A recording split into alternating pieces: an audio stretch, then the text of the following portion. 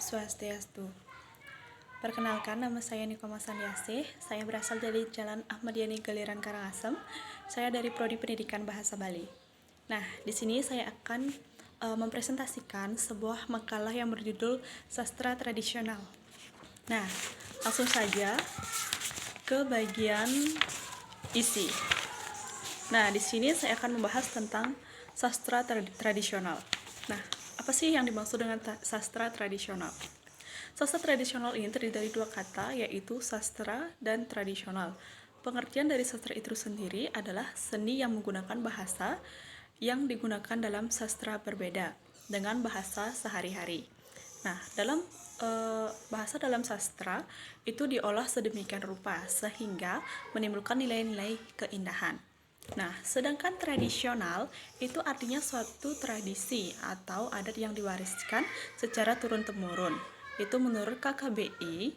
Jadi, sastra tradisional adalah karya sastra yang diwariskan secara turun-temurun. Seperti itu. Nah, ada juga sastra tradisional dikenal di berbagai belahan dunia. Misalnya cerita dari Yunani klasik, India, Jepang, dan berbagai pelosok tanah air Indonesia. Nah, cerita-cerita tradisional dapat berwujud legenda, mitos, fabel, dan berbagai bentuk cerita rakyat lainnya. Nah, adapun karakteristik dari sastra tradisional itu sendiri adalah yang pertama itu pada umumnya tidak diketahui pengarangnya siapa dan bermula munculnya itu dari mana, tidak diketahui. Yang kedua, itu sastra tradisional merupakan milik rakyat atau milik masyarakat karena itu munculnya dari masyarakat sendiri. Begitu. Nah, adapun yang ketiga yaitu dilihat dari segi alur cerita tradisionalnya pada umumnya bersifat linear dan hanya menampilkan satu jalinan kisah.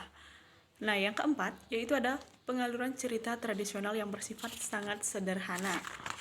Seperti itu. Adapun yang berikutnya yaitu mencerminkan kondisi kehidupan sosial budaya masyarakat penduduknya. Nah, seperti itu. Adapun di dalam sastra tradisional itu memiliki nilai-nilai seperti dengan membaca berbagai cerita tradisional juga dipandang sebagai memahami akar eksistensi manusia dan kemanusiaan serta hidup dan kehidupan masa lalu yang menjadi akar kehidupan dewasa ini. Seperti itu. Nah, dilihat dari fungsi kesastraan bagi kehidupan manusia, yaitu sastra tradisional mempunyai fungsi yang tidak berbeda halnya dengan kesastraan modern di masa ini, yang sengaja dicipta sebagai menjadi bacaan di cerita sastra, seperti itu.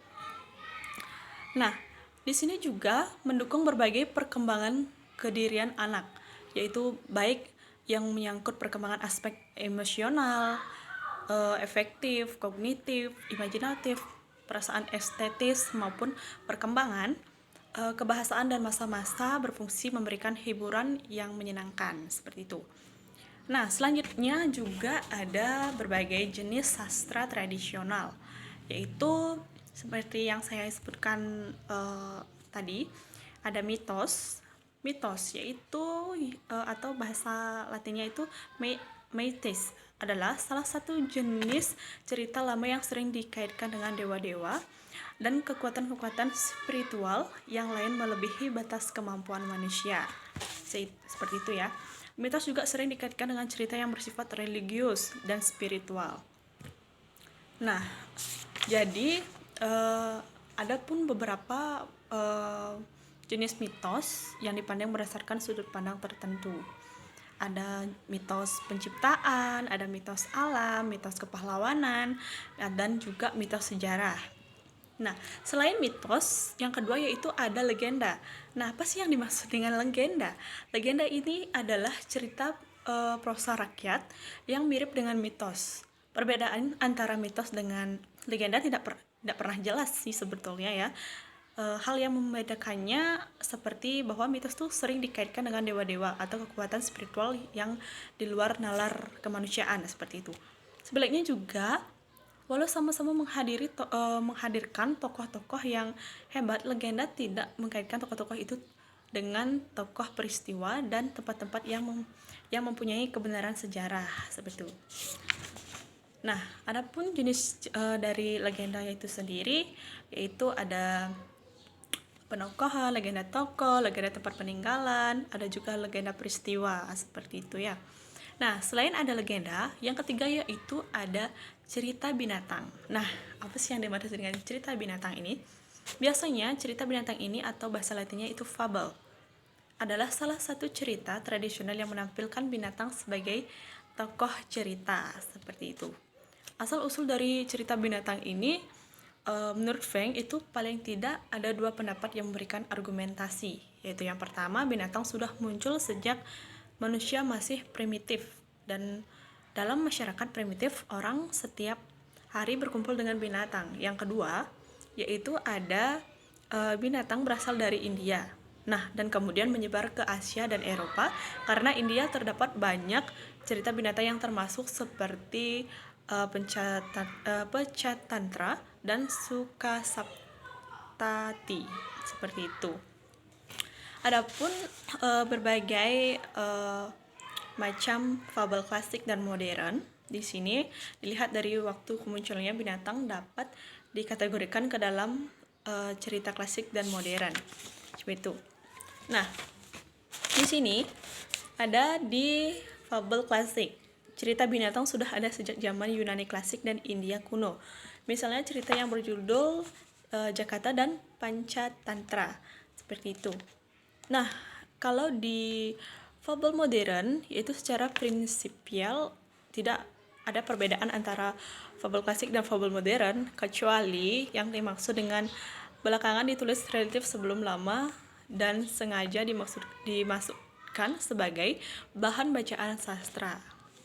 Nah, namun bahwa cerita binatang itu tidak dipergunakan untuk memberikan pesan moral kepada pembaca, terutama anak-anak, merupakan tujuan lain dari hadirnya cerita itu baik dalam cerita binatang klasik maupun modern seperti itu. Nah, kalau dilihat dari jumlah fabel, modern jauh lebih banyak daripada fabel klasik karena setiap saat selalu saja bermunculan lewat berbagai media massa seperti itu. Nah, selanjutnya ada yang keempat yaitu dongeng. Apa sih yang dimaksud dengan dongeng? Nah, dongeng ini merupakan salah satu cerita rakyat atau folktale yang cukup beragam kecukupannya, bahkan untuk memudahkan penyebutannya semua cerita lama. Nah, termasuk ketiga jenis cerita yang sudah diceritakan di atas juga sering begitu saja disebut sebagai dongeng seperti itu. Nah, jadi istilah dongeng itu dapat dipahami sebagai cerita yang tidak benar-benar terjadi seperti itu ya. Seperti kita mendongengkan anak kecil yang mau tidur gitu. Itu sebenarnya kita mengarang sebenarnya kalau dongeng tersebut. Nah, adapun yang kelima yaitu tentang cerita wayang. Nah, cerita wayang ini juga sudah ada dari zaman dulu ya, itu turun temurun. Nah, warisan seni budaya adiluhung, bangsa Indonesia memiliki warisan seni budaya yang tinggi nilainya, yaitu berupa cerita wayang. Apa sih yang dimaksud dengan wayang? Nah, wayang ini adalah sebuah wira cerita yang berpakem pada karya besar Ramayana dan Mahabharata seperti itu. Wayang juga cerita wayang itu telah banyak diwariskan melalui media pertunjukan, terutama dalam pertunjukan wayang kulit. Nah, biasanya tuh banyak di warga-warga Jawa itu banyak menampilkan wayang kulit. Di Bali pun ada seperti itu, pertunjukan wayang kulit ya. Nah, selanjutnya ada yang keenam, yaitu bagian nyanyian rakyat. Nah, nyanyian rakyat ini yaitu salah satu bentuk sastra yang terdiri dari kata-kata dan lagu. Nah, yang beredar secara lisan di masyarakat tertentu dan berbentuk tradisional serta banyak memiliki varian. Seperti nyanyian-nyanyian pada zaman dahulu tuh banyak sekali ya, sebelum kita mengenal lagu pop seperti itu ya. Nyanyian rakyat ini juga memiliki perbedaan dengan nyanyian lainnya seperti lagu pop atau lagu klasik. Nah, tapi kalau dilihat dari umur nyanyiannya, rakyat pun lebih panjang dari nyanyian pop gitu. Nyanyian rakyat itu kayak apa ya, nyanyian zaman dulu orang Jawa itu banyak biasanya nyanyian lama itu ya. Dan juga bentuk nyanyian rakyat itu beraneka ragam, yakni dari yang paling sederhana sampai yang cukup rumit banget itu ya. Kalian bisa juga cari contohnya nyanyian rakyat zaman dahulu tuh di Google. Seperti apa contohnya? Di sana pasti ada banyak sekali ya, karena saya juga sudah dapat lihat. Di sini juga di berbagai daerah kelompok masyarakat Indonesia ditemukan berbagai nyanyian rakyat khas daerah-daerah tertentu. Misalnya nyanyian rakyat Sunda, Bali, Bugis, Maluku, Jawa, dan juga lainnya ya. Masih banyak lagi. Seperti itu. Nah, dari penjelasan saya yang tadi itu, saya dapat simpulkan bahwa sastra tradisional merupakan karya sastra yang diwariskan secara turun-temurun. Nah, cerita dan tradisi bercerita sudah dikenal sejak manusia ada di muka bumi ini. Jauh sebelum mereka mengenal tulisan, cerita merupakan sarana penting untuk memahami dunia dan mengapresiasikan gagasan dan ide-ide atau nilai-nilai. Selain itu, sastra tradisional juga sebagai sarana penting untuk memahami dunia kepada orang lain. Nah, menyimpan dan mewariskan gagasan dan nilai-nilai generasi. Cerita rakyat yang ini juga sering disebut sebagai folklore atau sebutan-sebutan kategori lainnya. Ya, seperti itu yang bisa saya simpulkan. Jika kalian ingin tahu lebih lanjutnya tentang sastra tradisional, kalian bisa cari di YouTube karena masih banyak lagi itu ya. Ini saya kutip dari Eko Prihanto blogspot.com 2013/12/sastra anak HTML.